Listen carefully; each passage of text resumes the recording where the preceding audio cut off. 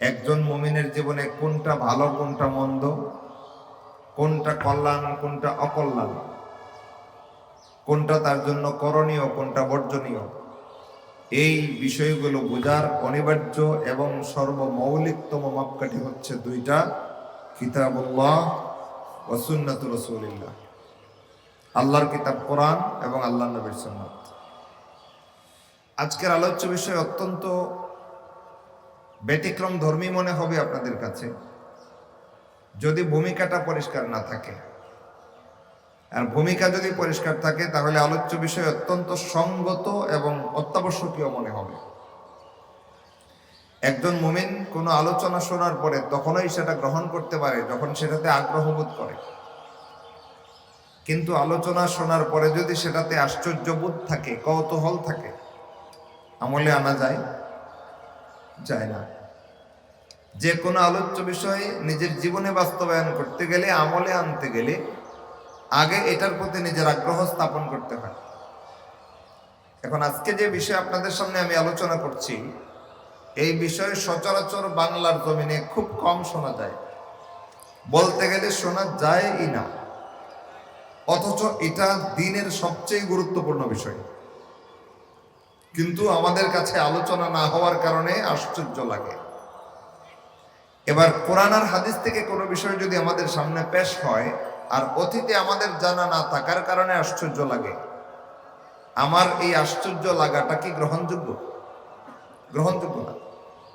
বরং আমি নিজের উপরে আশ্চর্য হওয়া দরকার যে কোরআন এবং হাদিসে যে বিষয়টা ১৫০০ বছর আগে থেকে শিক্ষা দেওয়া হয়েছে, আমি আজকে কেন জানবো? এর আগে কোথায় ছিলাম আমি? ভাই, কথা বুঝাইতে পারতেছি? সুতরাং কোরআন সুন্নাহ থেকে যা আলোচনা হয় ওটার উপরে আশ্চর্যবোধ করার কিছু নাই, বরং নিজের উপরে তখন আশ্চর্যবোধ করা দরকার যে ১৫০০ বছর আগে আল্লাহ এবং রাসূল যে বিষয়গুলো পেশ করেছেন, আমি কেন এত জীবন জানলাম না? আমি কোথায় ছিলাম? তো আশ্চর্যবোধটা যখন আল্লাহর কালাম, রাসূলের সুন্নাতের নির্দেশনার উপরে না হয়ে নিজের উপরে হবে, তখন নিজেকে সংশোধন করার গুরুত্ব তৈরি হবে। কিন্তু নিজেকে সংশোধনের চিন্তা বাদ দিয়া কেউ যদি কোরআন হাদিসের বিষয়ের উপর আশ্চর্যবোধ নিজের অন্তরে জায়গা দেয়, তাহলে এটা তার জীবনে আমলে আসবে না। কি হবে না ভাই? আমলে আসবে না। সুতরাং আজকের মূল আলোচ্য বিষয় আপনাদের জীবনে বাস্তব প্রেক্ষাপটে আমলে আনার জন্য প্রথমেই ভূমিকা পরিষ্কার রাখা দরকার। সেটা কি? সেটা হচ্ছে একজন মুমিনের জীবনে কোনটা করণীয় কোনটা বর্জনীয়, কোনটা ভালো কোনটা মন্দ, কোনটা কল্যাণ কোনটা অকল্যাণ, এর চূড়ান্ত মাপকাঠি আমাদের আগে ঠিক রাখতে হবে। একজন মুমিনের জীবনে দিন পালনের সর্বচূড়ান্ততম মাপকাঠি হচ্ছে দুইটা, কোরআন এবং সুন্নাহ। কয়টা মাপকাঠি ভাই? দুইটা। এই দুইটা মাপকাঠি আমরা আজকে এখানে বসে দাবি করে তৈরি করিনি।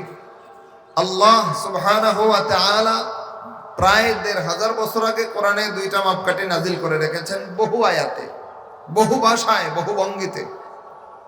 যেমন এক জায়গায় বলেন, ইয়া আইয়ুহাল্লাযীনা আমানু, হে ঈমানদারগণ শোনো, আতিউল্লাহ, জীবনের সর্বক্ষেত্রে আল্লাহর আনুগত্য করো, ওয়া আতিউর রাসূল, জীবনের সর্বক্ষেত্রে রাসূলের অনুসরণ করো, ওয়ালা তুবতিলু আমালাকুম, আল্লাহ এবং রাসূলের আনুগত্য অনুসরণের বিপরীতে কিছু করতে গিয়ে নিজের জীবনের আমল বরবাদ করো না।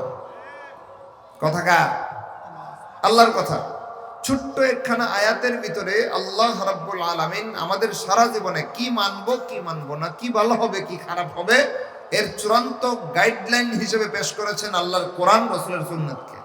সুতরাং যে মুমিনের জীবনের যে কাজটা, যে বিশ্বাসটা, যে কর্মটা এই দুই মাপকাঠির বাইরে যাবে, আল্লাহ রাব্বুল আলামিন যেভাবে সাবধান করেছেন, লা তুবতিলু আমালাকুম, সাবধান আমার বান্দারা, আল্লাহর আনুগত্যের বাইরে গিয়ে, রাসূলের অনুসরণের বাইরে গিয়ে তোমরা তোমাদের আমলগুলো বরবাদ করো না।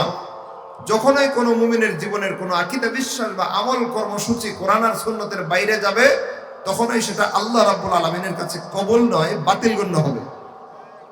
ফতোয়া কার? স্বয়ং আল্লাহর ফতোয়া। পাশাপাশি রাসূলের ফতোয়া নেন। রাসূল সাল্লাল্লাহু আলাইহি ওয়াসাল্লাম বলেন, মান আহদাসা ফি আমরিনা হাযা মা লাইসা মিনহু ফাহুয়া রাদ্দুন, যে ব্যক্তি আমাদের এই দ্বীনের মধ্যে নতুন কোনো কিছুর আবিষ্কার ঘটাবে, আল্লাহর কাছে সেটা কবুল হবে না, ফাহুয়া রাদ্দুন, আল্লাহর কাছ থেকে এটা প্রত্যাখ্যাত হবে।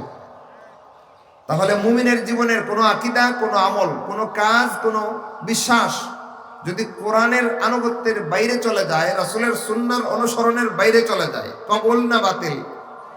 ফতোয়া কার কার? আল্লাহর এবং রাসূলের ফতোয়া। কথাগুলো ভূমিকা শুধু ভূমিকা নয়, পরবর্তী 1 ঘন্টার আলোচনা শোনার এটা মাইল ফলক। এটা যদি মনে না রাখেন, পরের 1 ঘন্টার আলোচনা কিচ্ছু বুঝে আসবে না। খেয়াল রাখেন। তাহলে কোরআন থেকে একখানা আয়াত, হাদিস থেকে প্রসিদ্ধ একখানা হাদিসের মাধ্যমে আমরা একটা মাপকাঠি ধারণ করতে পারলাম ইতিমধ্যে। সেটা হলো একজন মুমিনের জীবনে পোষণ করা সবগুলো আকীদা, পালন করা সবগুলো আমলের মূল মাপকাঠি দুইটা, কোরআন এবং সুন্নাহ। যেই মুমিনের জীবনে পোষণ করা কোনো আকীদা, পালন করা কোনো আমল কোরআন আর সুন্নাতের সাথে মিলবে, তারটা আল্লাহর কাছে কবুল হবে। যেই মুমিনের ভিতরে পোষণ করা কোনো আকীদা, বাহ্যিকভাবে পালন করা কোনো আমল আল্লাহর কোরআন রাসূলের সুন্নাতের সাথে মিলবে না, আল্লাহর কাছে এটা প্রত্যাখ্যাত হবে, বাতিল হবে। কথা চূড়ান্ত না? আর কোনো সন্দেহ আছে? চূড়ান্ত তো? মনে রাখেন, কিন্তু সামনে লাগবে। এই কথাগুলো বিশ্বাস করতে পারাটা ঈমান। আমি সব সাইড ক্লিয়ার করে সামনে যাব, যাতে করে পরবর্তীতে বিপত্তি তৈরি করার, বিতর্ক তৈরি করার সুযোগ না থাকে। কথা আলোচনা করলে বুঝবে না, পরে গিয়া কইব বিতর্কিত বক্তা।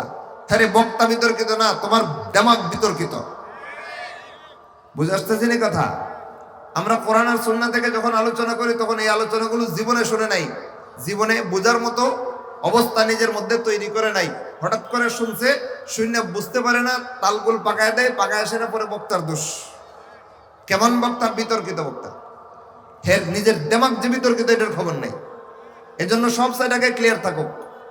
একটা দিক পরিষ্কার হয়ে গেল যে একজন মুমিনের সারা জীবনের সবগুলো আকীদা, সবগুলো আমল আল্লাহর কাছে কবুল করাইবার একটা মাত্র পথ কোরআন আর সুন্নাতের অনুসরণে হওয়া। একজন মুমিনের পোষণ করা আকীদা, পালন করা আমল বাতিল হওয়ার জন্য এটাই যথেষ্ট যে কোরআন হাদিসের ভিতর থেকে না হওয়া। এক সাইড পরিষ্কার। এবার দ্বিতীয় সাইড খেয়াল করেন।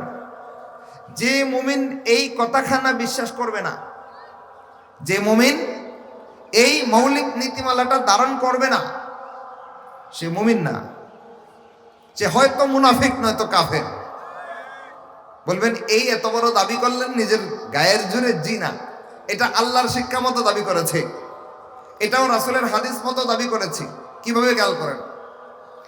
কোরআনের শিক্ষা, কোরআনের হেদায়েত, কোরআনের তেলাওয়াত আল্লাহর বান্দার সামনে যখন আলোচনা হয়, তেলাওয়াত হয়, আল্লাহ রাব্বুল আলামিন বলেন, ইদা তুলিয়াত আলাইহিম আয়াতুহু যাদাতহুম ঈমানা। আমার বান্দার সামনে যখন আমার কোরআনের আয়াত তেলাওয়াত করা হয়, তখন তার ঈমান বেড়ে যায়।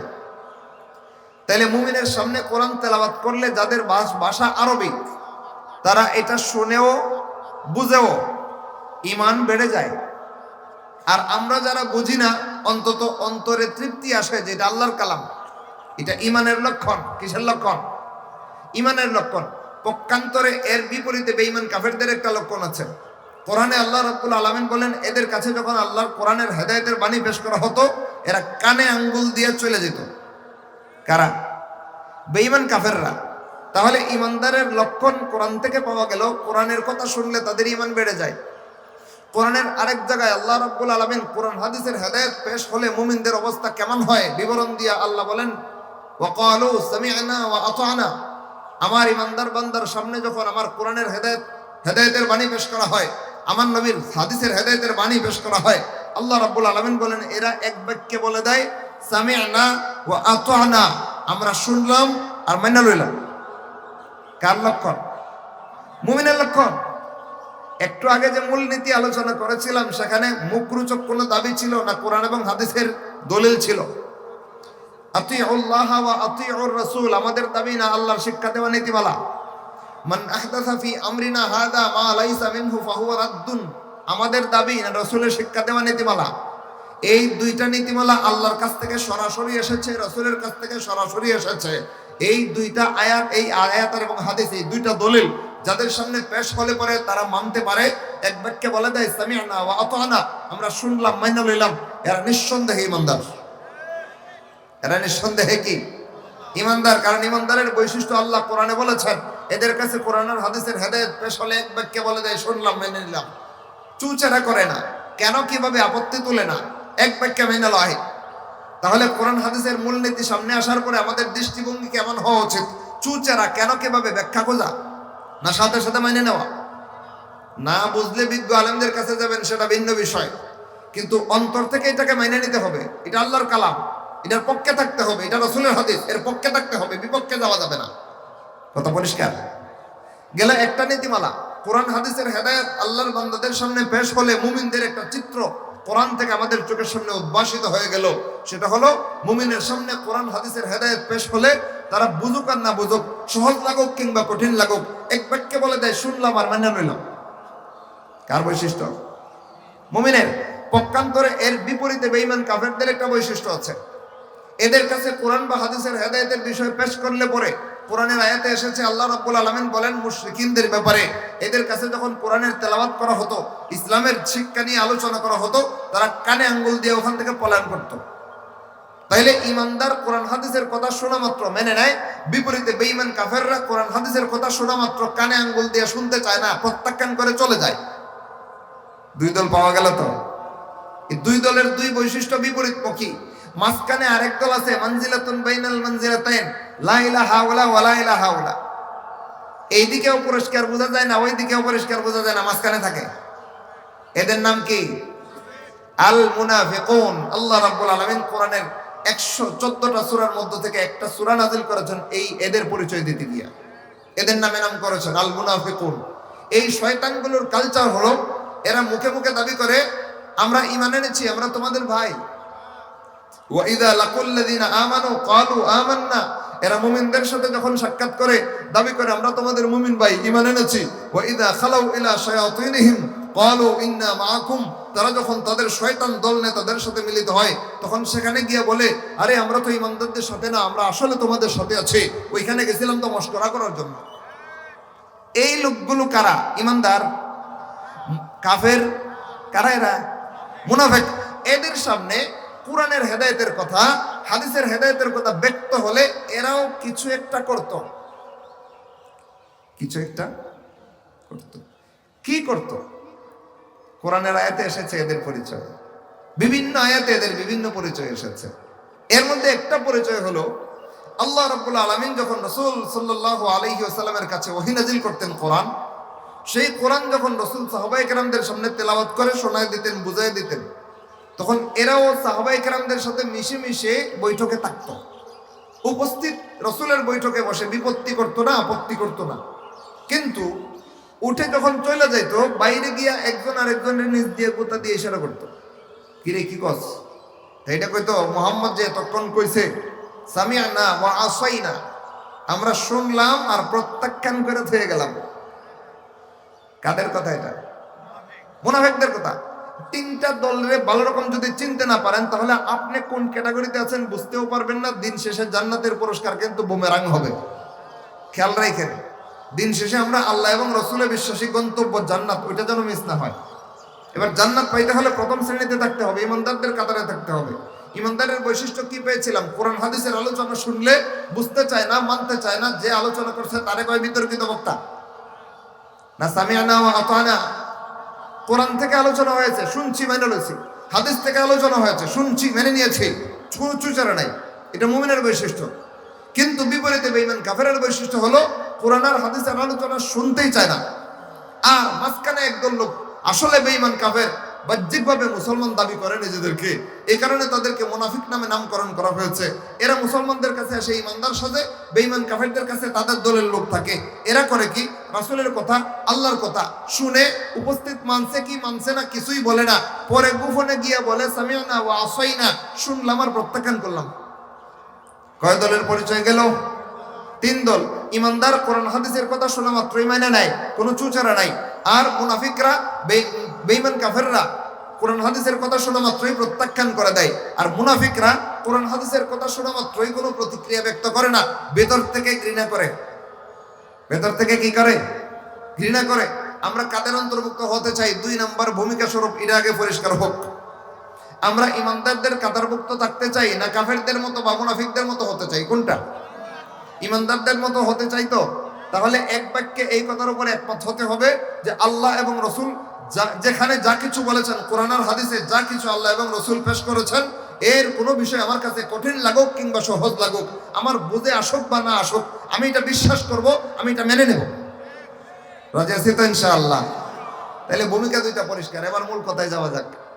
আমাদের সমাজে বেশ কিছু ফিতনা আছে কোরআন এবং হাদিসের সাথে মুখোমুখি সাংঘর্ষিক, কিন্তু কোরআন হাদিসের ইলম আমার জানা না থাকার কারণে, কোরআন হাদিস সম্পর্কে ন্যূনতম জ্ঞানটুকু আমার অর্জন করা না থাকার কারণে আমি চাক্ষুষে কুফুরের সাথে আঘাত করি, চাক্ষুষে শিরিকের সাথে আঘাত করি, চাক্ষুষে বেঈমানের সাথে আমি আঘাত করে বসে থাকি। হয় কি হয় না এমনটা?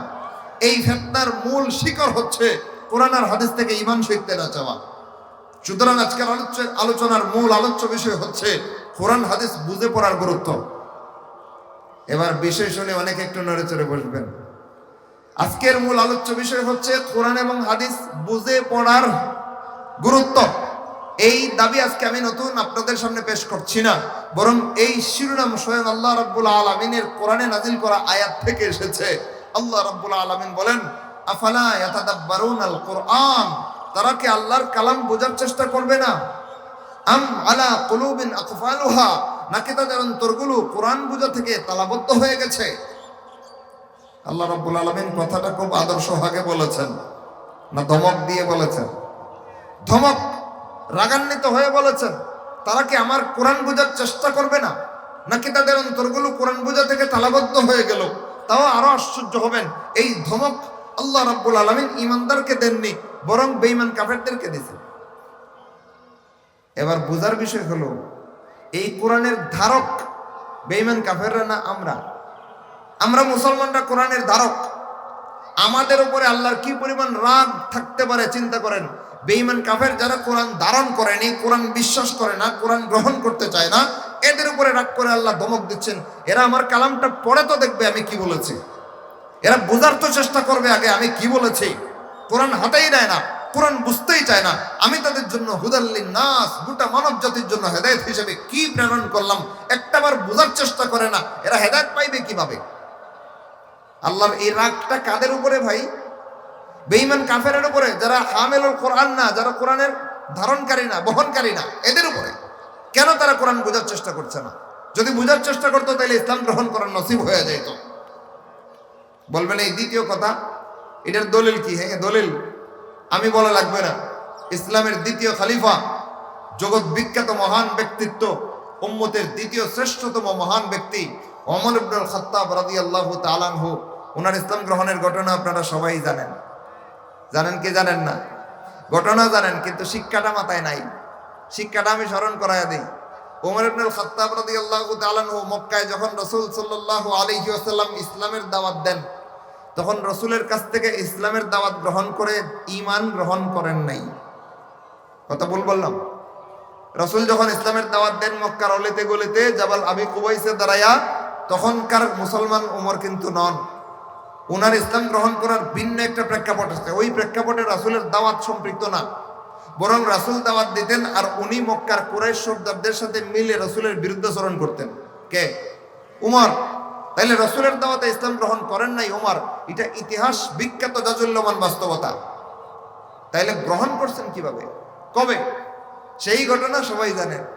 বোনকে মারতে গেছেন, তারপরে রাসূলকে হত্যা করতে যাবেন, খোলা তলোয়ার কাঁধে। বোনকে গিয়ে মারতে গিয়া তার বাসায় গিয়া দেখেন বোন কোরআনের কয়েকটা পৃষ্ঠা পড়ছে। আরে আমি মুহাম্মদকে মারতে যাচ্ছি আর তুই মুহাম্মদের দাবি করা ধর্মগ্রন্থ পড়িস, তোরে আগে মারবো। বোন বলল, আরে ভাই আমার মারবা পরে, মারবা তো ঠিক আছে, তোমার হাতে তলোয়ার আছে, মেরে দিবা, কিন্তু এর আগে আমার জোর হাতে একটা অনুরোধ, আমি কি পড়ছি তুমি একটু পড়ে দেখো না ভাই। তাইলে ওমর রাসূলের দাওয়াতে ইসলাম গ্রহণ করছিলেন কেমনে? ঘটনা স্মরণ করেন। ওইখানে ঠায় দাঁড়ায় কোরআনের যে কয়টা পৃষ্ঠা বোনের হাতে ছিল, ওই পৃষ্ঠাগুলো হাতে নিয়েছেন, নিয়ে পড়তে শুরু করেছেন। কাফের ওমর। কেমন ওমর? তখনও তিনি ইসলাম গ্রহণ করেছেন? করেননি। কাফের অবস্থায়, ঈমান গ্রহণ না করা অবস্থায়, তহারত পবিত্রতা অর্জন শিখা এর আগে ওমর কাফের অবস্থায় কোরআনের পৃষ্ঠা হাতে নিয়েছেন। নেওয়ার পরে পড়েছেন, প্রথম পৃষ্ঠা পড়ার সাথে সাথে চেহারায় যে রাগের আভাস ছিল, রাগ দমে গেছে। দ্বিতীয় পৃষ্ঠা পড়ার সাথে সাথে চেহারায় মর্মান্তিক অবস্থা নেমে এসেছে। তৃতীয় পৃষ্ঠা পড়ার সাথে সাথে চোখ দিয়া ঝরঝর করে পানি নামতেছে গাল দিয়ে। এরপরে বলতেছেন, এই কোরআন যেটা তুই পড়ছিস বোন, এটা মিথ্যা হতে পারে না, এটা অলৌকিক কথা। যদি মোহাম্মদ এই কোরআন নাজিল হওয়ার দাবি করে থাকেন তাইলে মোহাম্মদ সত্য। এই কোরআন যদি মোহাম্মদ ধারণ করে থাকেন, মোহাম্মদের চেয়ে সত্য লোক আর নাই, আমাকে ওনার কাছে নিয়ে যায় ইসলাম গ্রহণ করবো।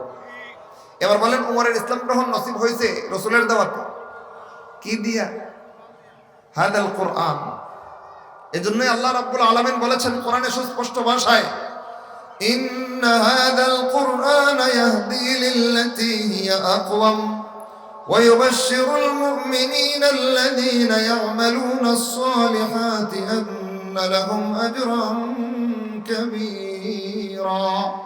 আল্লাহ বলেন নিশ্চয়ই এই কোরআন গোটা মানব জাতিকে সেই পথটাই প্রদর্শন করে যা সর্বাধিক সরল সহজ। কোরআন যে পথ দেখায়, কঠিন আঁকাবাঁকা পথ দেখায় না সোজা পথ দেখায়? বনি ইসরাইলের আয়াত।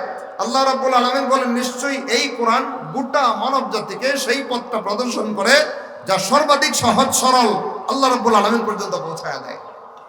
তাইলে কোরআনের সহজ সরল পথ আল্লাহ কোরআনে পেশ করে রেখেছেন কার জন্য, সেটা আমাদের বোঝা হলো আজকের আলোচ্য বিষয়ের সবচেয়ে গুরুত্বপূর্ণ অধ্যায়। আমাদের সমাজের অধিকাংশ মুসলমান মনে করে কোরআনের হেদায়েত আমি পড়ার জন্য না, আলেমরা পড়বে আর আমারে বোঝাবে। বুঝেন না এই কথা? বেশ কিছু মুসলমান, শুধু বেশ কিছু নয় বরং অধিকাংশ মুসলমানদের ভিত্তি বিশ্বাস এমন যে কোরআন আর হাদিসের হেদায়েত আমার জন্য না, এগুলো আলেমদের জন্য, তারা পড়বে আর আমাদেরকে বুঝাবে, আমরা এগুলো পড়ার কোনো দায়িত্বই নাই। এমন মন মানসিকতা আমাদের সমাজের মুসলমানদের আছে না নাই? যেমন কোরআনের বেলায় তেমন হাদিসের বেলায় আমার পড়ার কোনো দায়িত্ব নেই। তাহলে তুমি যে মুসলমান কিভাবে হইলা? এবার সে শ্রুত মুসলমান। কেমন মুসলমান? শ্রুত মুসলমান, অর্থাৎ সমাজের মানুষ যা বলে ওইগুলো শুনে শুনে মুসলমান, অথবা দেখে দেখে মুসলমান। মানুষ যা করে ওইটা দেখে দেখে ইসলাম পালন করছে, দেখে দেখে মুসলমান। আর নয়তো মন গড়া মুসলমান।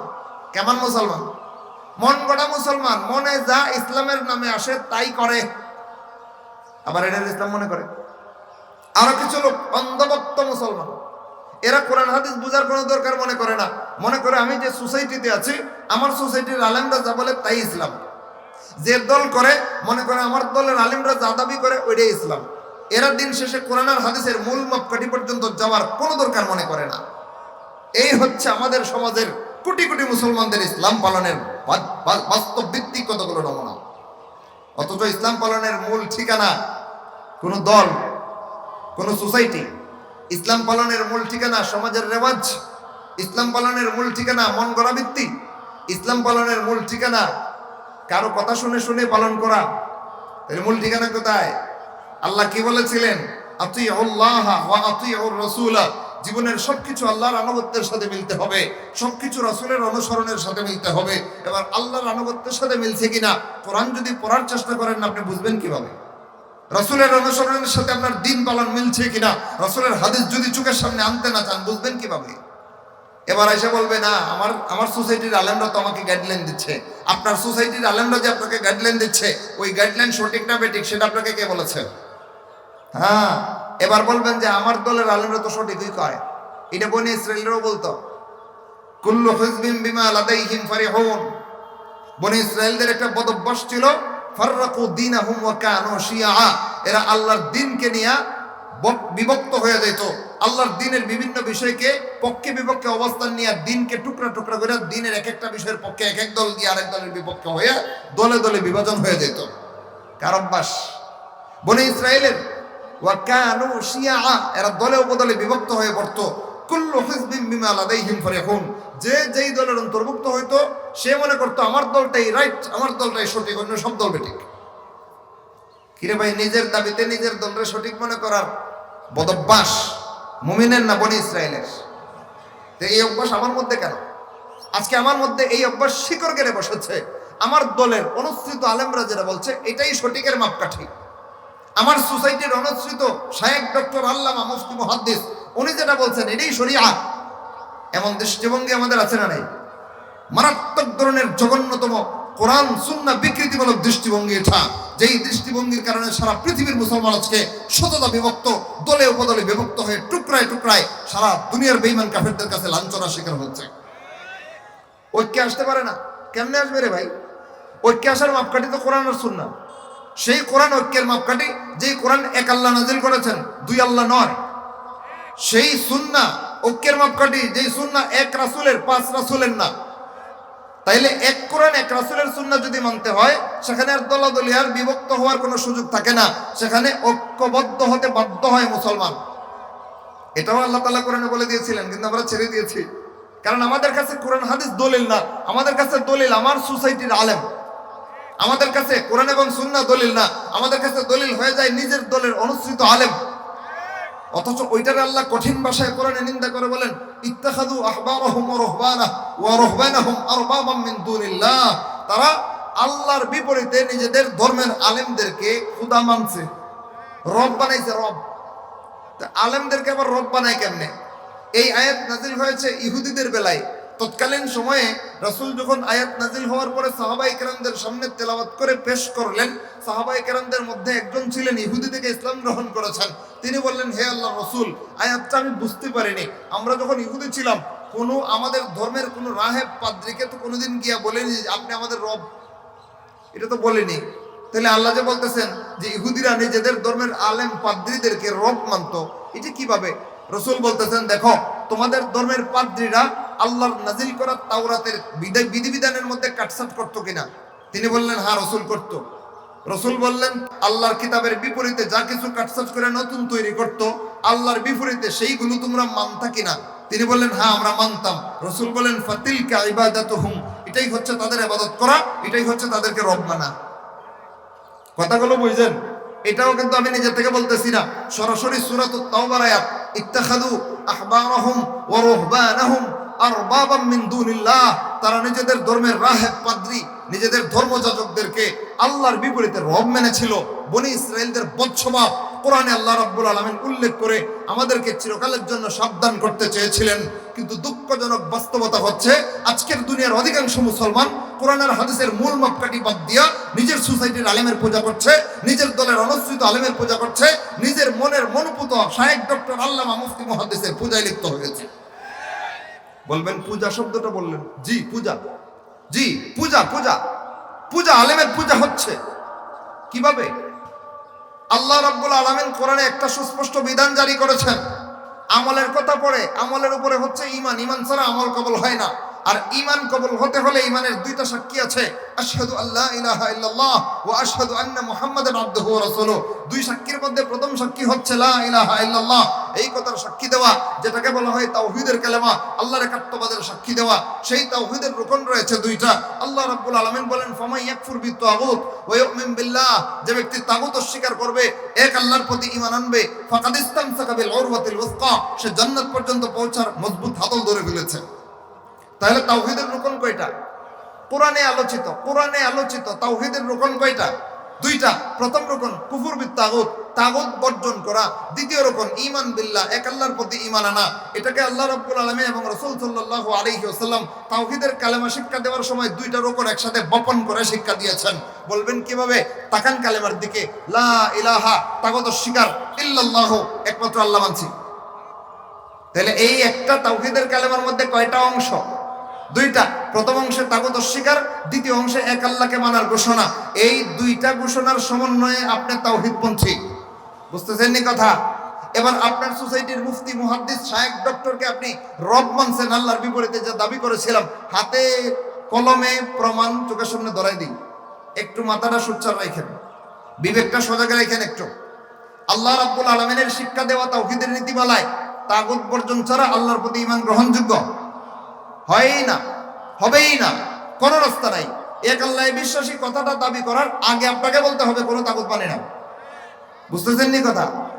এখন তো প্রসঙ্গক্রমেই চিনতে হয় তাগুত কি, তাগুত কাকে বলে।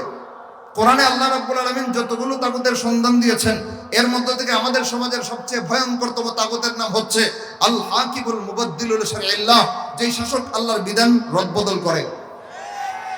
কোন শাসক যদি আল্লাহর কোরআনের বিধানের বিরুদ্ধে নতুন বিধান তৈরি করে, ওই শাসক আল্লাহর ফতোয়া মতে তাগুত। বলবেন দলিল কোথায়? আসেন কোরআন থেকে দলিল দেই। একটা দলিল নিজে থেকে বলবো না, একটা দলিল ইস্তেহাদ করার কোনো প্রয়োজন নাই। প্রত্যেকটা কথা কোরআনের আয়াতে হাদিসে সুস্পষ্টভাবে বিদ্যমান রয়েছে। শুধু আয়াতগুলো চোখের সামনে আনতে পারলেই আপনার ঈমান ক্লিয়ার। এবার আসেন তাগুত সম্পর্কে আল্লাহ রাব্বুল আলামিন কোরআনে যা বলেছেন এর মধ্যে একটা দাবি আমরা করেছিলাম, আল্লাহর দ্বীনের বিধান রদবদলকারী শাসক তাগুত হয় কিভাবে? আল্লাহ রাব্বুল আলামিন এক জায়গায় ওহী নাযিল করে বলেন, ইউরিদুনা আন ইয়াতাহাকামু ইলা তাগুত, আমার বান্দাদের মধ্যে একটা দল এমন রয়েছে, একদল লোক এমন আছে যারা তাগুতের কাছ থেকে বিচার ফয়সালা চায়। তার মানে হলো আল্লাহর কোরআন দিয়ে বিচার ফয়সালা না করে কোরআন বাদ দিয়ে ভিন্ন কিছু দিয়ে যারা বিচার ফয়সালা করে এরা কি ভাই? তাগুত। আল্লাহ বলতেছেন ইউরিদুনা আন ইয়াতাহাকামু ইলা তাগুত, এরা আশা করে, এরা তামান্না করে, এরা ইচ্ছা করে আমার বিপরীতে তাগুতের কাছ থেকে বিচার ফয়সালা নেওয়ার। এখন পরিষ্কার আয়াত সুস্পষ্ট শিক্ষা আমাকে এটাই দিচ্ছে যে আল্লাহর বিচার ব্যবস্থার বিপরীতে কোনো বিচার ব্যবস্থা যারা গ্রহণ করবে এরা তাগুতের পূজায় লিপ্ত হয়েছে। কার পূজা? তাগুতের পূজা। এরপরের অংশে আল্লাহ রাব্বুল আলামিন বলেন, ওয়াকাদ উমিরু আন ইয়াকফুরু বিহ, আমার প্রত্যেকটা তাওহীদপন্থী বান্দাকে নির্দেশ করা হয়েছিল তারা যেন তাগুতকে আগে বর্জন করে। এই আয়াতকে আমি এখানে বসে বানাইলাম না আল্লাহ নাজিল করছেন? এবার আসেন, আমরা আলেম পূজায় লিপ্ত হয়েছি, শায়েখ পূজায় লিপ্ত হয়েছি, ডক্টর পূজায় লিপ্ত হয়েছি, আল্লামা পূজায় লিপ্ত হয়েছি, মুফতি পূজায় লিপ্ত হয়েছি, মুহাদ্দিস পূজায় লিপ্ত হয়েছি। কিভাবে? একজন শায়েখ, একজন আল্লামা, একজন মুফতি, একজন মুহাদ্দিস, একজন ডক্টর যখন দেখি তাগুতের গোলামি করে তখন আমার দায়িত্ব কি ছিল? কি ছিল ভাই? সাথে সাথে ওই ক্ষেত্রে তারে বর্জন করা। কারণ তাগুত বর্জন ছাড়া আমার তাওহীদ হয় না। তাগুত বর্জন ছাড়া তাওহীদ হয়? আসসালামু আলাইকুম। 5 মিনিট সময় দিচ্ছি। আচ্ছা 15 মিনিট 10 টাকা। ভাই যে আলোচনা বলতেছিলাম খুব কঠিন, মনোযোগ দিয়েন, কিন্তু যদি মনোযোগ ডাইভার্ট হয় তাহলে কিন্তু কথা ছুটে যাবে। পরে কবেন বিতর্কিত বক্তা। বিতর্কিত আপনার ব্রেন জেহেন, কিন্তু দুষবেন বক্তারে। মনোযোগ দিয়ে খেয়াল করেন। বলতেছিলাম আমরা শায়েখ পূজায় লিপ্ত, ডক্টর পূজায় লিপ্ত, আল্লামা পূজায় লিপ্ত, আলেম পূজায় লিপ্ত, মুফতি পূজায় লিপ্ত, মুহাদ্দিস পূজায় লিপ্ত। কিভাবে? যখন দেখি একজন শায়েখ, একজন ডক্টর, একজন আল্লামা, একজন মুফতি, একজন মুহাদ্দিস তাগুতকে অনুসরণ করতে বলে, এমন আলেম নাই আমাদের সমাজে? বেশ কিছু আলেম আমাদের সোসাইটির মধ্যেও এমন ছিল কিনা যারা বিগত 15 বছর তাগুত শাসকের পাউ চাপছে?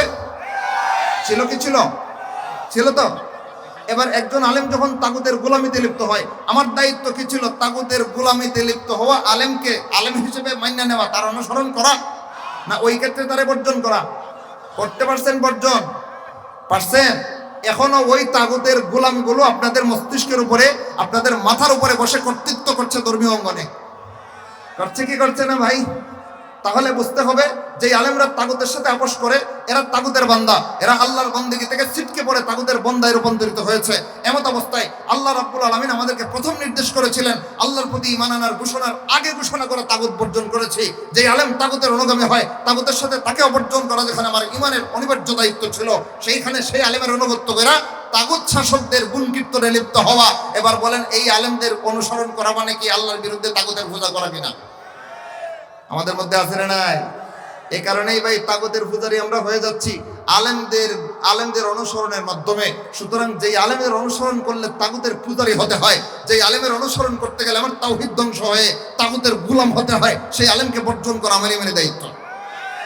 ওইখানে যখন আলেম বর্জন করি না, শ্রদ্ধা দেখাই, সম্মান দেখাই, এত বড় বুজুর্গ, এত সাদা দাড়ি, এত বয়োজ্যেষ্ঠ মুরব্বী, কেমনে কমো? ওই সময় থেকে আপনি বয়সের পূজা আর ব্যক্তিত্বের পূজায় লিপ্ত হয়েছেন।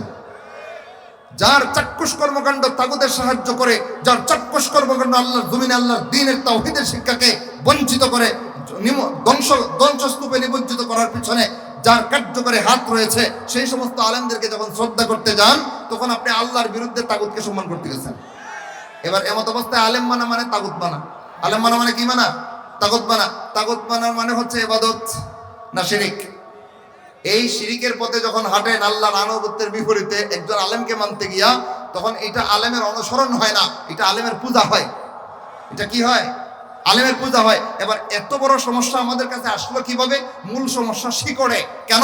কারণ আমার ইসলাম যদি আমি আল্লাহর কালাম থেকে বুঝে নিতাম তাইলে কোন আলেম তাগুতের পূজায় লিপ্ত হয়েছে ওইটা চোখের সামনে সুস্পষ্টভাবে ধরা পড়ে যেত। কোন আলেম তাগুতের বিরুদ্ধে বিদ্রোহ করে চলে, সেই আলেম হক্কানি আলেমদেরকে আমাদের চোখের সামনে পরিষ্কারভাবে ধরা পড়ে যেত। কিন্তু আমি আমার ঈমান, আমার ইসলাম, আমার দ্বীন আল্লাহর কালাম থেকে নিচ্ছি না, আমার কোরআন, আমার সুন্নাহ থেকে আমি আমার নিজের জীবন সাজাচ্ছি না, জীবন সাজাচ্ছি সোসাইটির আলেমদের কথায়। দিন শেষে আমার সোসাইটির আলেম যখন তাগুতের পূজায় লিপ্ত হয়, তখন আলেমের অন্ধ অনুসরণ করতে গিয়ে আমিও তাগুতের দ্বিতীয় পূজারিতে লিপ্ত হই। এই সমস্যার শিকড় কোথায়? নিজের দিন নিজের কোরআন সুন্নাহ থেকে আয়ত্ত করার চেষ্টা না করা। বুঝতেছেন নি কথা ভাই? তাইলে এবার সহিশুদ্ধভাবে দিন পালন করতে গেলে আমাদের দিন পালনের মাপকাঠি হচ্ছে যার যার সোসাইটির আলেম সম্প্রদায়, যার যার দলের অনুসৃত আলেম, যার যার সমাজের রেওয়াজ, যার যার মন গড়া নীতিমালা। মূল মাপকাঠি কোথায়? কোরআন এবং সুন্নাহ। যতদিন পর্যন্ত আপনার ইমান কোরআন থেকে সরাসরি নিতে সমর্থ না হবেন, ততদিন পর্যন্ত আপনার ইমানে কি বেজাল রয়েছে নিজেও বুঝবেন না। যতদিন পর্যন্ত আপনার আমল রসুলের সুন্নাহ থেকে নেওয়ার চেষ্টা করতে সচেষ্ট না হয়েছেন, ততদিন পর্যন্ত আপনার আমলের মধ্যে কোন কোন জায়গায় ভুল যুগ দেখা দিয়েছে জীবনে কখনো সম্ভব না এটা পাকড়াও করা। অথচ এই সমস্যাগুলো আমরা ভুগি কি ভুগি না? আমরা আল্লাহর বান্দা, রাসূলের উম্মত। আল্লাহর বান্দা মানে আমরা তাওহীদপন্থী, আমরা শিরিক করি না। আর রাসূলের উম্মত মানে আমরা সুন্নাতের অনুসারী, বেদাত করি না। এই তো আমাদের দাবি। কিন্তু আমাদের কার্যকলাপে অসংখ্য অগণিত বেদাত লেপ্টে রয়েছে। আমাদের ইমানে, বিশ্বাসে, আকীদায়, মানহাজে অসংখ্য অগণিত শিরিক জেকে বসে রয়েছে। কেন? কারণ কোরআন থেকে ইমান শিখি নাই, রাসূলের সুন্নাহ থেকে আমল শিখি নাই। ওই মূল সমস্যার কারণে এই এতগুলো সমস্যা দেখা দিচ্ছে। তাহলে সবগুলো সমস্যার মূল সমাধান কোন জায়গায়? ফাইন তানাযাতুম ফি শাইইন, অতঃপর কোন বিষয়ে তোমরা দ্বিমত করো, ফারুদ্দুহু ইলাল্লাহি ওয়ার রাসূল, ওই বিষয়টার সুষ্ঠু, সুন্দর এবং একনিষ্ঠ বলিষ্ঠ সমাধানের জন্য কোরআন আর সুন্নাহর কাছে ফিরে নিয়ে যাও। তাহলে যতক্ষণ পর্যন্ত একজন মুমিন তার মূল ইসলাম পালনের কাঠামোটা কোরআন থেকে নেবে না, হাদিস থেকে সরাসরি নেওয়ার চেষ্টা করবে না, ততদিন পর্যন্ত সে যে সোসাইটির মাধ্যমে ইসলাম পালন করুক না কেন একতাবদ্ধ হতে পারবে না, দলে দলে বিভক্ত থাকবে। কারণ দল হাজারটা হয়, কোরআন হাজারটা নয়। দল হাজারটা হয়, রসুল 1000 জন নন। আমাদের রসুল একজন। কয়জন? সুতরাং যতদিন পর্যন্ত এক আল্লাহর কিতাব কোরআন, এক আল্লাহর নবীর সুন্নাতে আমরা একাট্টা হতে না পারবো, ততদিন পর্যন্ত সারা পৃথিবীর মুসলমান কখনোই ঐক্যবদ্ধ হতে পারবে না, বরং শততা বিভক্ত হয়ে শুধু মার খেতে থাকবে। এই সমস্যার সমাধান কি? আলাদা আলাদা ভাবে দলে দলে নিজের সোসাইটির আলেম মানা, না কোরআন আর হাদিসে ফিরে যাওয়া? এই জন্যই আল্লাহ রাব্বুল আলামিন কোরআনে সুস্পষ্ট ভাষায় বলে দিয়েছেন, আফালা ইয়াতাদাব্বারুনাল কোরআন, তারা কি আমার কোরআন বোঝার চেষ্টা করবে না? আম আলা কুলুবিন আকফালুহা, নাকি তাদের অন্তরগুলো কোরআন বোঝা থেকে তালাবদ্ধ হয়ে গেছে? আরেক জায়গায় আল্লাহ রাব্বুল আলামিন বলেন, ওয়ালাকাদ ইয়াসসারনাল কোরআনা লিযিকর ফাহাল মিন মুদ্দাকির, নিশ্চয়ই আমি কোরআনকে উপদেশ গ্রহণ করার জন্য সহজ করে দিয়েছি, আচ্ছা তোমাদের কেউ কোরআন থেকে উপদেশ নেবে? তাহলে কোরআন সহজ না কঠিন? সহজ না কঠিন ভাই? সহজ। হ্যাঁ, কঠিন আছে। কঠিনের কথা অন্য জায়গায় আল্লাহ বলে দিয়েছেন। কোরআন সবটাই সহজ না, সবটাই কঠিন না। তবে সার্বিক বিবেচনায় একটা মুলাখাসুল কালাম, সবগুলো কথার সার কথা আপনাদের কাছে আমি বলে দিতে পারি। কোরআনের অধিকাংশ সহজ, কমাংশ কঠিন। হাদিসেরও অধিকাংশ সহজ, কমাংশ কঠিন। কোরআন আর হাদিসে কঠিন বিষয় মাত্র 4টা। কয়টা? এই 4 বিষয় ছাড়া যত আয়াত আর যত হাদিস আছে সব সহজ। কটা বিষয়? 1 নম্বর মিনাল মুতাশাবিহাত, আয়াতে বা হাদিসে যা কিছু মুতাশাবিহ হয়, ব্যাখ্যা দেওয়ার সময় নাই, সময় কম। 2 নম্বর কোরআন আর হাদিসে যা কিছু মুফাসসার হয়। 3 নম্বর কোরআন আর হাদিসে যা কিছু মুআওয়াল হয়। 4 নম্বর কোরআন আর হাদিসে আহকামগত বিষয় যা আছে। এই 4টা বিষয় কোরআন হাদিসে কঠিন হয়। কেমন হয়? কঠিন হয়। মাত্র এই 4টা বিষয়। এই 4 বিষয় ছাড়া ফুল কোরআনে আর যা আছে সব আল্লাহ সহজ করেছেন। এই 4 বিষয় ছাড়া পুরো হাদিসের ভান্ডারে যা কিছু রাসূল রেখে গিয়েছেন সব সহজ করেছেন। সুতরাং এই 4 বিষয় ছাড়া কোরআন হাদিসে যা রয়েছে সবগুলো আপনাকে সরাসরি পড়ে বুঝে নিজের দিন নিজে সংরক্ষণ করা, নিজের দিন নিজে সংশোধন করার ইমানি দায়িত্ব রয়েছে। যতদিন পর্যন্ত একজন মুসলমান তার দিনকে কোরআন হাদিস পড়ে বুঝে নিজের জীবনে ফিট করার চেষ্টা না করবে, ততদিন পর্যন্ত না সবগুলো সমস্যা থেকে মুক্তি পাবে, না ঐক্যবদ্ধ হতে পারবে। সুতরাং ঐক্যবদ্ধ হওয়ার এবং কুফর শিরিক মুক্ত ঈমান আর বেদাত মুক্ত আমল গঠন করে আল্লাহর জান্নাত পর্যন্ত পৌঁছার সহজ সরল রাস্তা যদি পেতে হয়, নিজের ঈমান নিজের আমল প্রথমেই সাজাইতে হবে নিজের সোসাইটির আলেমদের কথায়, প্রথমেই সাজাইতে হবে নিজের অনুসৃত দলের কথায়, প্রথমেই সাজাইতে হবে নিজের সমাজের সামাজিক রেওয়াজে, প্রথমেই সাজাইতে হবে মন গড়া নীতিমালায়। কখন প্রথমেই সাজাইতে হবে? কোথা থেকে? কোরআন আর সুন্নাহ থেকে। যদি না বোঝেন তাইলে খুব সাজাইতে পারবেন না, বোঝা লাগবে। এজন্যই আল্লাহ রাব্বুল আলামিন বলেন নাই আফালা ইয়াকরাউনাল কোরআন, তারা কেন কোরআন পড়ার চেষ্টা করছে না? আল্লাহ এটা বলেননি, কিন্তু বলেছেন আফালা ইয়াতাদাব্বারুনাল কোরআন, তারা কোরআন বোঝার চেষ্টা কেন করছে না? তাদাব্বুর, বুঝে শুনে মর্ম অনুধাবন করা, এটাকে তাদাব্বুর বলা হয়। তাহলে তাদাব্বুর করার কথা আল্লাহ নির্দেশ করছেন, শুধুমাত্র তেলাওয়াতের কথা নয়। হ্যাঁ, তেলাওয়াতের কথাও আছে। তেলাওয়াত করলে একটা অক্ষর একটা সওয়াব, যাকে আল্লাহ 10 গুণ বাড়ায় দেন, এটা হাদিসে রয়েছে। কিন্তু এটা নফল সওয়াব। এটা কেমন সওয়াব? নফল সব। আর ফরজ হচ্ছে কোরআনের তাদাব্বুর করা, কোরআনের বোঝার চেষ্টা করা। 4 রকমের আয়াত, 4 রকমের হাদিস ছাড়া কোরআন হাদিসে যা আছে সব নিজে পড়ার চেষ্টা করা, নিজে বোঝার চেষ্টা করা, নিজের জীবনে ফিট করার চেষ্টা করা আপনার প্রথম ইমানি দায়িত্ব, আপনার প্রথম ইমানি দায়িত্ব। এজন্য রাসূলুল্লাহ সাল্লাল্লাহু আলাইহি ওয়াসাল্লাম ঈমান আনার পরে সর্বপ্রথম ফরজের সন্ধান দিয়ে বলেন, তলবুল ইলমি ফরিদাতুন আলা কুল্লি মুসলিম। কোরআন হাদিসের ইলম শিখা প্রত্যেকটা মুসলমানের জন্য ফরজ। যারা একটু অতি পণ্ডিত, বাংলা শিক্ষিত অতি পণ্ডিত, তারা এসে বলতে পারে, হুজুর কোরআন হাদিসের কথা এখানে কোথা থেকে আসলো? স্কুলের দেয়ালে লেখা দেখলাম বিদ্যা শিক্ষা সকল মানুষের জন্য অপরিহার্য। বিদ্যা শিক্ষা সকল মানুষের জন্য অপরিহার্য। এটা পণ্ডিতি না, এটা হাদিসের অনুবাদের সাথে শয়তানি। অনুবাদের সাথে কি খান? শয়তানি। এটা 3টা জায়গায় হাদিসের সাথে এখানে অনুবাদ করতে গিয়ে শয়তানি করা হয়েছে। 1 নাম্বার শয়তানি, রাসূল বলেন তালাবুল ইলমি, এখানে আল ইলম রাসূল আলিফ লাম দিয়ে নাকিরা এনেছেন, নির্দিষ্ট এনেছেন। আরবি ব্যাকরণের নীতিমালায় কোন শব্দের আগে যদি আলিফ লাম থাকে এটা অনির্দিষ্ট থাকে না, এখানে নির্দিষ্ট কিছু বোঝানো হয়। রাসূল যদি বলতেন তালাবু ইলমিন, তাহলে এর অর্থ দাঁড়াইতো যে কোনো বিদ্যা শিক্ষা করা। বুঝতেছেন নি কথা? তাহলে রাসূল তালাবু ইলমিন বলেন নাই, বলেছেন তালাবু আল ইলমি, নির্দিষ্ট একটা ইলম রাসূল মিন করেছেন। কি উদ্দেশ্য করেছেন? মুহাদ্দিসিন কেরাম বলেন, আই তালাবু ইলমিল কিতাবি ওয়াস সুন্নাহ, কোরআন আর হাদিসের ইলম তলব করা। তাইলে কোরআন হাদিসের ইলমকে আল্লাহর নবী আল ইলম শব্দে ব্যক্ত করেছেন। ওইটার অনুবাদ করার সময় আপনি যদি আমভাবে বিদ্যা শব্দ উদ্দেশ্য নেন, এটা হাদিসের অনুবাদ বিশুদ্ধ হয়েছে না বিকৃতি হয়েছে? এই প্রথম বিকৃতি করছে হাদিসের অনুবাদ করতে গিয়া। আবার আল্লাহ বলেছেন ফারিদাতুন, ফারিদাতুন মানে ফরজ, অনুবাদ করছে অপরিহার্য। ভালো রকম জেনে রাখেন, দ্বীনের পরিভাষার কোনো ট্রান্সলেশন হয় না। ফরজকে যদি অপরিহার্য শব্দ দিয়ে অনুবাদ করতে যান তাহলে ফিতনা হবে। কি হবে? ফিতনা হবে। আজকে মাহফিলে এসেছেন, অনেকের বাড়িতে ফিরে যাওয়া অপরিহার্য, কিন্তু রাতে কোনো সমস্যায় যাইতে পারেননি, গুনাহ হবে? হবে না। কিন্তু যা ফরজ তা করতে না পারলে কি হয়? গুনাহ হয়। সুতরাং অপরিহার্য আর ফরজের মধ্যে বেশ কম আছে না নাই? ইসলামের পরিভাষারে কোনো সময় ট্রান্সলেশন করার ফন্ডিতি করতে যায় না, করতে গেছেন তো বিকৃতি করছে।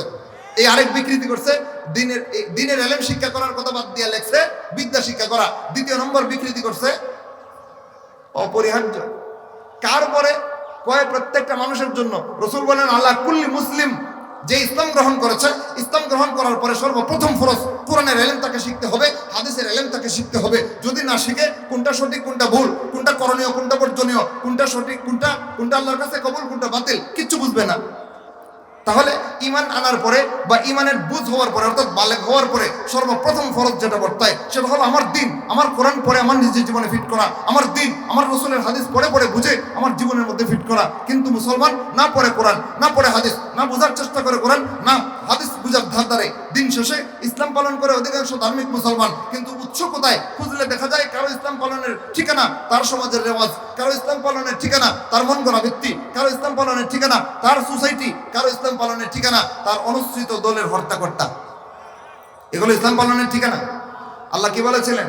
আতিউল্লাহ ওয়া আতিউর রাসূল। সুতরাং আল্লাহর আনুগত্যে, রাসূলের অনুসরণে নিজের দ্বীন বিশুদ্ধভাবে পালন করে আলাস সিরাতাল মুস্তাকিম, সোজা জান্নাত পর্যন্ত যদি পৌঁছতে হয়, অনিবার্য কর্মসূচি হচ্ছে ঈমান আনার পরে বা ঈমানদারের বুঝ হওয়ার পরে, অর্থাৎ বালেগ হওয়ার পরে সর্বপ্রথম ফরজ আল্লাহর কোরআন থেকে ইলম অর্জন করা, রাসূলের হাদিস থেকে সরাসরি ইলম অর্জন করা। যেটুকু সহজে পড়লেই বুঝেন ওইটাই সহজ, যেটা পড়লে বুঝেন না ওইটা কঠিন। এবার আসেন সর্বশেষ কথায় যাই, 2 মিনিট। কুরআন আর হাদিস ছাড়া নিজের জীবনে বিশুদ্ধভাবে দিন সাজানোর কোনো ব্যবস্থা নাই। আপনি যতই সোসাইটির কথায়, যতই যার আনুগত্য করছেন সেই আলেমের কথায়, যতই সমাজের তালে তালে ইসলাম পালন করেন না কেন, অসংখ্য জায়গায় শিরিক করছেন, অসংখ্য জায়গায় বেদাত করছেন, টেরও পাচ্ছেন না। কারণ শিরিক আর বেদাত কোন দিক দিয়ে কিভাবে হচ্ছে নিজের জানা নেই। এমত অবস্থায় কোরআন আর হাদিস থেকে যদি বিশুদ্ধভাবে ইলম শিক্ষার মাধ্যমে সঠিক ইসলাম পালন করতে হয়, তাহলে সর্বপ্রথম কর্মসূচি হচ্ছে কোরআন হাদিস বুঝে পড়ার চেষ্টা করা। প্রথম কর্মসূচি কোরআন হাদিস বুঝে পড়ার চেষ্টা করা। কিভাবে বুঝবেন? ভাষা তো আরবি, কোনো সমস্যা নেই, মাতৃভাষা বাংলায় বিশুদ্ধ অনুবাদ আছে না নাই? ওই অনুবাদ কিনে এনে পড়তে হবে আপনাকে। আপনার রব আপনাকে কি বলেছেন এই কোরআনে আপনাকে নিজে দেখতে হবে। আপনার রাসূল আপনার জন্য কি রেখে গিয়েছেন হাদিসের ভান্ডারে আপনাকে নিজে দেখতে হবে। যতদিন ওইখান পর্যন্ত না গেছেন ততদিন পর্যন্ত আপনার সোসাইটির আলেম যেই জায়গায় আপনাকে গুমরা করে রেখেছে ওইখান থেকে উত্তরণের কোনো পথ পাবেন না। এবার আসেন প্রথম কর্মসূচি, ঈমান আনার পরে বা বালেগ হওয়ার পরে একজন মুমিনের প্রথম কর্মসূচি আল্লাহর কোরআন রাসূলের হাদিসের ইলম শেখা, যতটুকু আল্লাহ এবং রাসূল সহজ করেছেন। কিন্তু ওই যে 4টা বিষয় কঠিন আছে, এই 4টা বিষয় বোঝার দরকার আছে না নাই? যেমন বিধিবিধান কোরআন হাদিসে অনেক ক্ষেত্রে কঠিন। এটা যদি বুঝতে না পারেন, নিজের জীবনে আমল না করলে ইসলাম পালন হবে হবে না। সুতরাং বিধিবিধানগত দিকগুলো যখন পালন করতে যাবেন তখন কোরআন এবং হাদিসে বিভিন্ন নীতিমালা রয়েছে, অনেকটাই নিজে বুঝবেন না, অথবা একটা আমলের বিভিন্ন সিস্টেম রয়েছে, নিজে ম্যাচ করতে পারবেন না, সমন্বয় করতে পারবেন না। এজন্য আল্লাহ রাব্বুল আলামিন অন্য আয়াতে আপনার পদক্ষেপের দ্বিতীয় দায়িত্ব পেশ করে রেখেছেন, ফাসআলু আহলাদ যিকরি ইন কুনতুম লা তা'লামুন। তোমরা যদি নিজেরা কোরআন হাদিস থেকে বুঝতে সক্ষম না হও, বিজ্ঞ আলেমদের কাছে জিজ্ঞেস করে জেনে নাও। এবার 2 নম্বর দায়িত্ব কি দাঁড়ালো? কোরআন হাদিসের কঠিন বিষয়গুলো বিজ্ঞ আলেমদের কাছ থেকে জিজ্ঞেস করে জেনে নেওয়া। ভাই, বিশুদ্ধভাবে ইসলাম পালন করতে গেলে আজকের আমাদের আলোচ্য বিষয়ের প্রথম দাবি ছিল নিজে কোরআন থেকে হাদিস থেকে বুঝে পড়ে নিজের জীবনে বাস্তবায়ন করার চেষ্টা করা, 1 নম্বর। 2 নম্বর কর্মসূচি হচ্ছে কোরআন হাদিসের যে অংশ নিজে বুঝি না ওই অংশটা বিজ্ঞ আলেমের কাছে শরণাপন্ন হয়ে জিজ্ঞেস করে জেনে নেওয়া। কয়টা কর্মসূচি গেল? 2টা। 1 মিনিটে 3 নম্বর কর্মসূচি বলে শেষ করে দিচ্ছি। একজন আলেমের কাছ থেকে আপনি বিধানগত একটা বিষয়ের ইলম নিতে গেছেন, একজন শাইখের কাছ থেকে আপনি দ্বীনের একটা বিষয়ের সমাধান জানতে গিয়েছেন, যাওয়ার পরে তিনি একটা বলে দেবেন আর আপনি নিয়ে আসবেন, জি না, এটা নিয়ম না। আল্লাহ রাব্বুল আলামিন এখানে উসুল বাতলে দিয়েছেন, এখানে মূলনীতি পেশ করেছেন। আল্লাহ বলেন বিল বাইয়িনাত ওয়াজ জুবুর। একজন বিজ্ঞ আলেম তখনই বিজ্ঞ সাব্যস্ত হয় যখন তার কোরআন সুন্নাহ ভিত্তিক সমাধানের ক্ষেত্রে সরাসরি সুস্পষ্ট দলিল বা কোরআন হাদিসের দলিল উল্লেখ থাকে। আল্লাহ বলেন বিল বাইয়িনাত, সুস্পষ্ট দলিল থাকতে হবে, ওয়াজ জুবুর, আল্লাহর কিতাব উল্লেখ থাকতে হবে। তাহলে আলেম তখনই বিজ্ঞ সাব্যস্ত হবে যখন তার কথার সাথে কোরআন আর সুন্নাহর সুস্পষ্ট দলিল উল্লেখ থাকবে। কিন্তু কোনো আলেমের কাছে সমাধানের জন্য গেলেন, সে একটা সমাধান দিয়ে দিল অমুক তমুকের দোহাই দিয়া, না আল্লাহর কোরআন না রাসূলের সুন্নাত। এবার বলেন এটা বিজ্ঞ আলেমের পরিচয় হচ্ছে না ভণ্ড? এই ভণ্ড আলেমের কাছ থেকে সমাধান নিতে যাবেন না আপনি। তাহলে ওর ক্ষেত্রে স্কেল হলো আল্লাহর কিতাব থেকে, রাসূলের সুন্নাহ থেকে সুস্পষ্ট দলিলের মাধ্যমে আলেম সমাধান দিলে সে বিজ্ঞ আলেম। আর আপনি যখন নিতে যাবেন আপনারও দায়িত্ব হচ্ছে সমাধান যিনি দিচ্ছেন তিনি কোরআন থেকে দলিল উল্লেখ করছেন কিনা, কোরআন হাদিসের সুস্পষ্ট দলিলের উদ্ধৃতি তার আলোচনা আছে কিনা, ওইটা দেখার পরে আলোচনা গ্রহণ করা। গেল 3 নম্বর দায়িত্ব। তাহলে কোরআন হাদিস থেকে সরাসরি দিন বুঝে পালন করার ক্ষেত্রে আজকে আমরা কয়টা কর্মসূচি আলোচনা করলাম ভাই? 3টা। 1 নম্বর সহজ সরল আয়াত হাদিসগুলো নিজে নিজে পড়া, নিজে বুঝে নিজের জীবনে আমল করার চেষ্টা করা। 2 নম্বর যে আয়াত বা যে হাদিস কঠিন লাগছে ওই 4 ধরনের, অথবা আপনি সহজ হওয়ার পরেও বুঝছেন না, 2 নম্বর কর্মসূচি হচ্ছে বিজ্ঞ আলেমদের কাছে জিজ্ঞেস করে জেনে নেওয়া। 3 নম্বর কর্মসূচি হচ্ছে বিজ্ঞ আলেম যখন সমাধান দিবেন দলিলের ভিত্তিতে দিলে নেব, দলিলের ভিত্তিতে না দিলে নেব না। এতক্ষণ আল্লাহর কোরআন থেকে রাসূলের সুন্নাহ থেকে কোরআন হাদিস বুঝে পড়ে নিজের জীবনে ফিট করার সম্পর্কে যা কিছু আলোচনা হলো, আল্লাহ রাব্বুল আলামিন কথাগুলো ঠিকমতো বুঝার আমল করার তৌফিক দান করেন। ওয়া আখিরু দাওয়ানা আলহামদুলিল্লাহি রাব্বিল আলামিন। সুবহানাল্লাহ।